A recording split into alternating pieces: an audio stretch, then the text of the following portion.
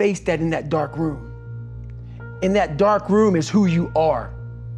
But in that dark room is where you have to create another human being that walks out of that dark room to face who you are. That's the only way you're gonna get over all those things. You have to create someone else. Not like you have two different personalities, it is you, but you have to find strength. I had to look in my insecurities and in my fear and find drive in that. We're all looking for passion. Passion's all around you. You have a whole fucking stack of it all around you. It's your insecurities, all that shit. You gotta dive deep in that shit. It's all in there. All the energy and fuel you need is right in yourself. It's all there. You got a lot of stuff to do to overcome. And that's where I found it. I found it right there in my own insecurities. I found drive in my own insecurities. And that's the most powerful thing in the world. When you can find drive in your own doubt, fear, insecurities, you become very unstoppable. I had to use all this negative shit that was making me weak and horrible as a person. I had to use this as the power that now fueled me. I had to flip it on its head and say, hold up. This might be exactly what I need. The darkness is exactly what I need. It's how you look at your situation. So my big thing was how I addressed that problem was I had to sit down. Each thing that is wrong with you has to be a focal point. You can't look at this gigantic list and say, I gotta change all this shit. My God, this is crazy. No.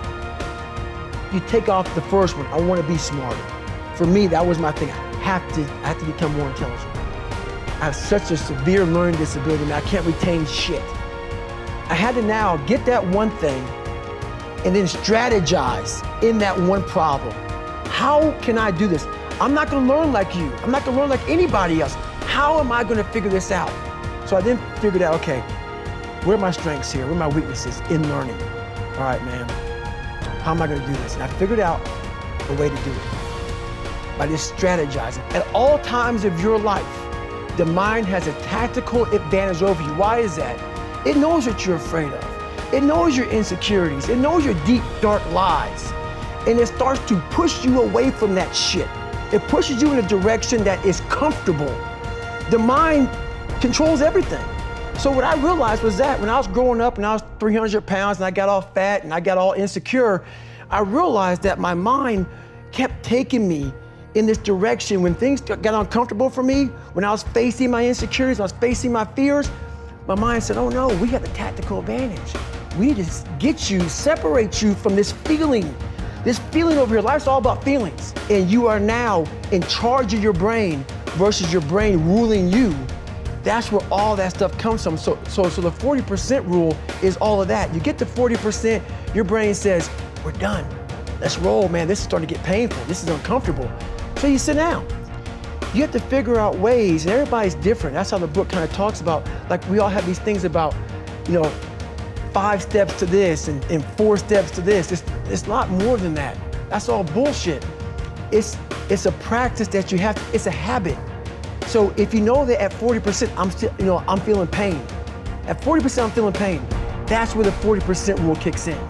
Now it starts, okay, I'm feeling pain. My mind's saying all this shit to me. It's saying, get out of here, run, flee. The fight or flight kicks in. Okay, we're done, we're not good enough. It starts telling you all these things. You start to believe it because the mind controls all. This is the time where you have to gain control back of your mind. A lot of us are going through a hard time in life. Some people have been bullied, some people are just stressed out, some people are insecure, some people are fat and overweight, and the world puts a lot of this shit in your mind. It's not just you, yeah, you help it. And my whole thing is about, I had to develop a mindset that was indestructible. I had to armor plate my mind. And it's about what you're saying to yourself, but it also comes with work. So whenever I was getting beat down, physically, mentally, spiritually, whatever I was going through, just saying, I would put, you can't hurt me. Can't hurt me just became a message, I would say to myself. And that's just kind of where it comes from. Hey, thanks for watching. My name is Nick and I'm one of the founders of this YouTube channel. Please click here to subscribe and catch the latest motivational videos and the best inspirational speeches.